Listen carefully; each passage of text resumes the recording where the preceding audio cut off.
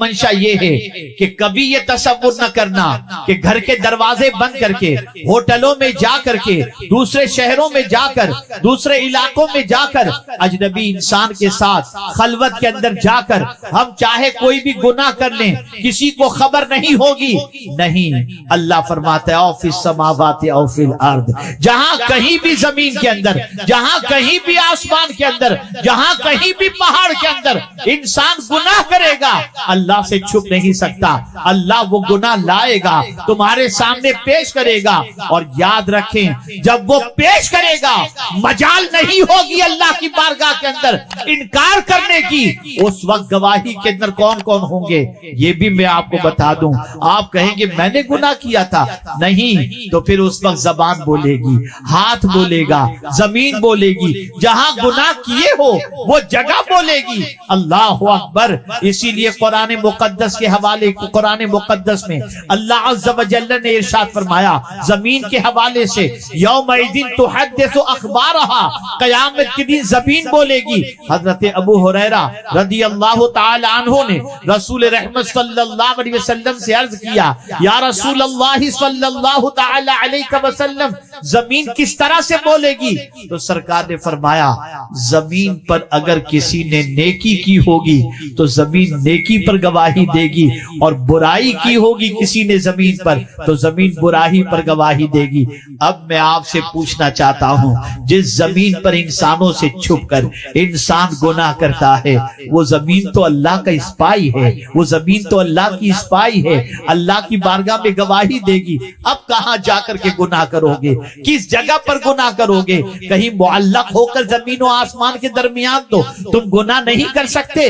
زمین تو گواہی دینے والی ہے، جب زمین گواہی دے گی تو پھر کون تمہیں بچا سکے گا؟ اور یاد رکھو جس زمین پر گناہ کر رہے ہو اسی زمین کے اندر تو جانا ہے نا۔ اگر اس زمین نے قبول کرنے سے انکار کر دیا تو کیا ہوگا؟ اس لیے اے خواتین اسلام ضرورت صبر کی ہے کہ دامن کو گناہوں سے بچاؤ، اور اسی کے ساتھ ساتھ یہ بھی میں آپ کے سامنے عرض کر دوں کہ فیشن کی طرف بڑھ کر دامن کو گناہوں سے آلودہ کرنے کی بجائے خاتون جنت کے نقش قدم پر چل کر، پیوند والے کپڑے پہن کر، ان کے نقش قدم پر چل کر اللہ عز و جل اور اس کے رسول صلی اللہ علیہ وسلم کی فرما برداری کرو۔ اسی میں اللہ عز و جل دنیا اور آخرت میں تمہیں عزت و سربلندی عطا کرے گا۔ یاد رکھیں لباس سے عزت نہیں ہے، عزت تقویٰ سے ہے، عزت اللہ سے ڈرنے سے ہے۔ تاریخ اٹھا کر کے دیکھو، آج میک اپ کا دور ہے، بیوٹی پارلر کا دور ہے۔ اس زمانے میں کوئی بیوٹی پارلر نہیں تھا۔ اس زمانے کی خواتین کے پاس آج کی طرح شادی کے 50,000 اور لاکھ اور 2 لاکھ کے جوڑے شادی میں ایک دن کے لیے پہننے کے نہیں تھے، پھر بھی ان کے پاس عزت کس بنیاد پر تھی؟ ایک ہی چیز کی بنیاد پر، اور وہ چیز تھی اللہ کا ڈر، اللہ کی اطاعت، اللہ کے رسول صلی اللہ علیہ وسلم کی اطاعت۔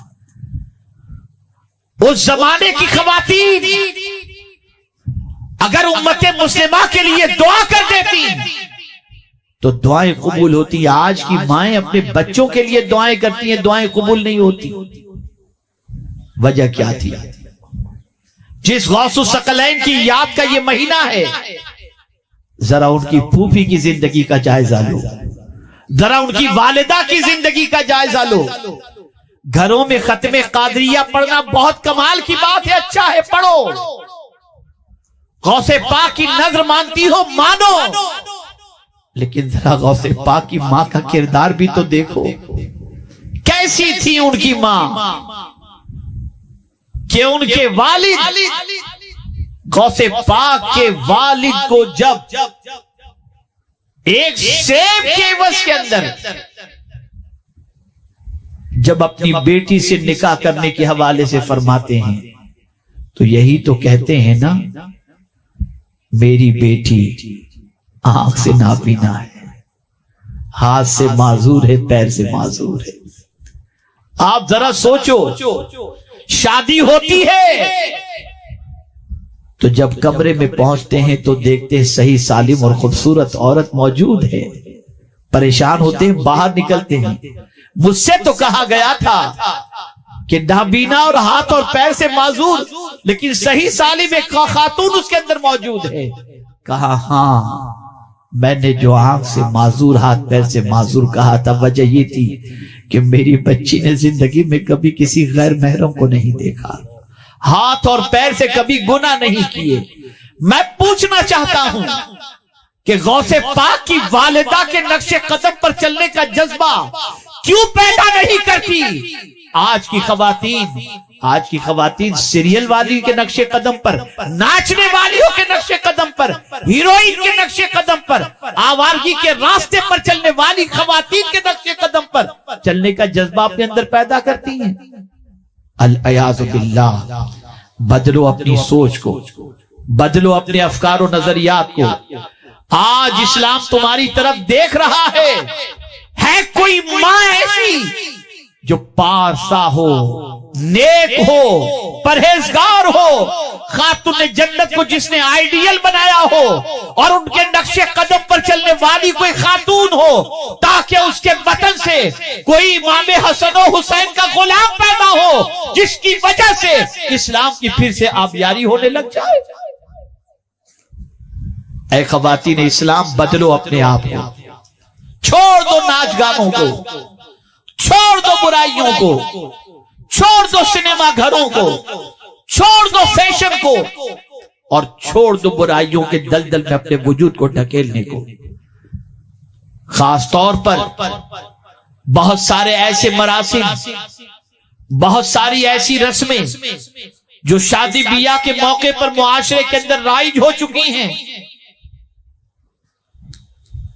جن رسموں کا شریعت سے کوئی تعلق نہیں، ختم کرو اسے، بند کرو اسے، اس لیے کہ یہ وہ رسمیں ہیں جن رسموں کی بنیاد پر آج ماں باپ کے اوپر تو بوجھ بن ہی جاتا ہے، لیکن اس کی نحوست شادی کے بعد بچوں کی زندگی میں دکھائی دیتی ہے۔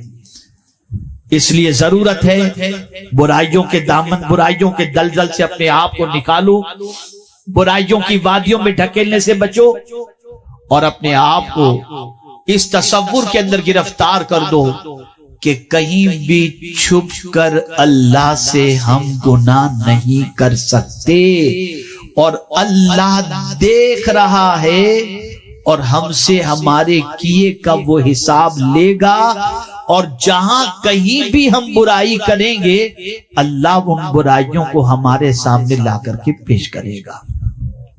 اس تصور کو آج کی گفتگو میں آپ کو ذہن کے اندر محفوظ کرنا ہے۔